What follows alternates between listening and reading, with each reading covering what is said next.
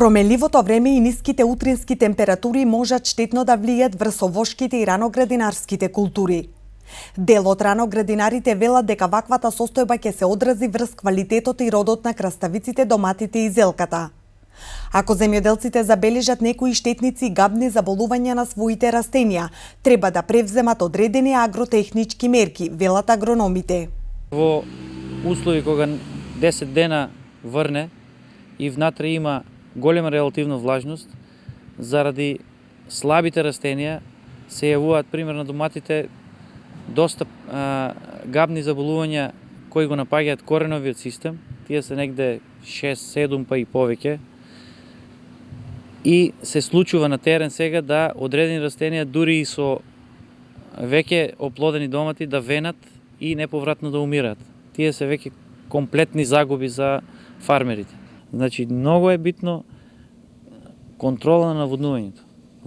Особено во услови кога не знаеме за наредната недела дали ќе има нови врнежи, ќе нема нови врнежи, значи се треба да се направи еден баланс со наводнувањето, со исхраната, за да го добиеме тоа што треба да го добиеме. Секој оној кој сака сериозно да се занимава со земјоделство треба да се грижи за заштита на своите производи, вели Петар Ѓоргиевски од мрежата за рурален развој. Затоа треба да се превземат одредени мерки за заштита од климатските промени, кои иако се скапа, но сепак се исплатлива инвестиција.